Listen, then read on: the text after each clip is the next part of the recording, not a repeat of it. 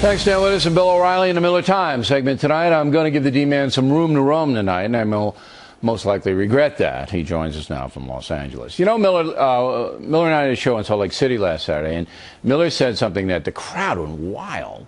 He said that one of the reasons that he was a little, I don't know, annoyed, maybe that's too strong, about the president was the president really didn't have any private sector experience, didn't really compete in the private marketplace, yet he wants to take all the money from those who are successful, as I just talked to Barbara Walters, and she's got no problem with that. I thought that was an interesting observation, Miller. Well, Billy, there's something to be said for organizing communities. There's something to be said for busting your hump, just a grunt, making a business go. Swimming upstream against regulations and taxations. Not everybody over in that class is a bad person, and I think that the main thing I have a beef with this president and why I don't think he's a good president is the divisive nature of this man. On this Christmas season, Mr. President, hear me, as one of your people, I'm a resident of this country too. I think when Jimmy Hoffa Jr., progeny of the mythical Jimmy Hoffa Sr., who now might as well be the Loch Ness mobster, he's fallen so into lore, when he says that there's going to be a civil war, when a Democratic state legislator stands up in the Illinois State House and says there will be blood, I need you to step forward and say, listen, when I said that Gabby Gifford speech, I meant it. I'm the president of everybody here now. And the reason you saw that explosion in Salt Lake City, because there's around half this country right now thinking, I'm pretty sure this guy doesn't even like me. Why on a weekend near Christmas, when you have a guy like Psy, and it's fine, that whole dance craze that, I guess it's the Asian, Macarena or something, Macarena noodles. But when you have that guy, it turns up in 2002, he wrote a song about the American soldiers saying, die slowly and then go and kill their mothers, fathers, daughters, and brothers.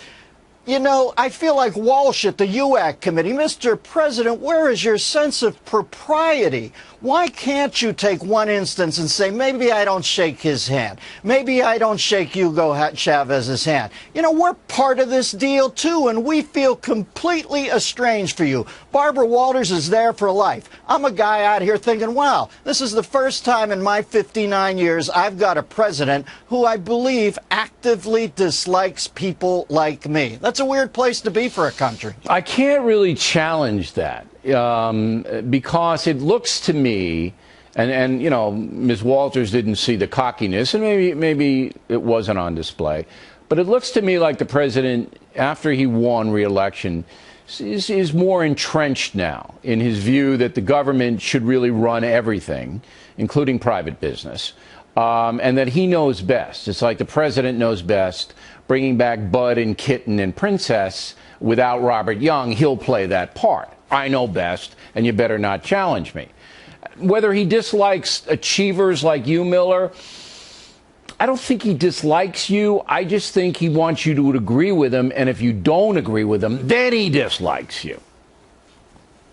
Well, isn't that the same concept behind those fat guys who beat that kid up yesterday? And by the way, is there a more apt place for overworked union members to come than something called the Rotunda? Everybody there is Rotunda. And you know something? You can disagree with somebody and not get your face kicked in. And the president wants to back that Gabby Giffords thing up. He had to step up and say, stop it, enough of it, and he'd be a better president. Okay. Do you agree with me that things are getting worse?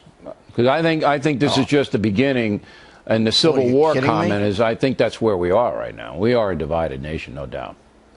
Of course we are, Billy. Listen, I'm in the escape pod with Dr. Evil, or whatever the hell that character was in Mike Myers' film. We've got the bear cat, and we're about to explode off the spaceship. Let's talk about one of the signs of the end, though. What about the people on that list that Barbara just had, by the way? What the heck was that? Honey Boo Boo. At least I prefer her to Sandra Fluke, who I think of as Honey Boo Hoo, always whining over there.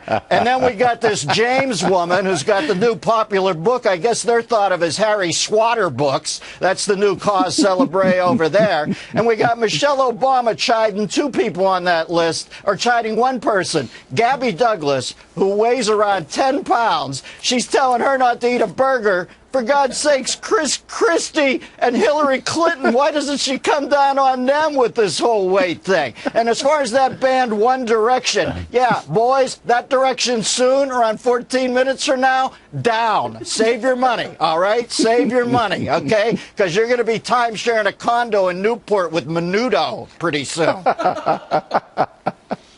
Why, Miller, you and I never make these lists. I don't know why, but probably because of what we do here on The Factor every week. Because I hit my knees every night and pray to God I don't turn up on one, and he's good to me. He's good. Dennis Miller, everybody, if you're looking for a great Christmas gift, tickets for the Boulder Fresher shows, fill that bill. February 22nd, Miller and I will be at the Comerica Theater in Phoenix, Arizona. March 1st, the Nokia Theater in Los Angeles. March 15th, the Borgata in Atlantic City. April 26th, DAR Constitution Hall. Looking forward to that one in D.C. June 1st, Theater at Westbury, my hometown in New York. Details on BillO'Reilly.com, where you can also get the Boulder Fresher DVD.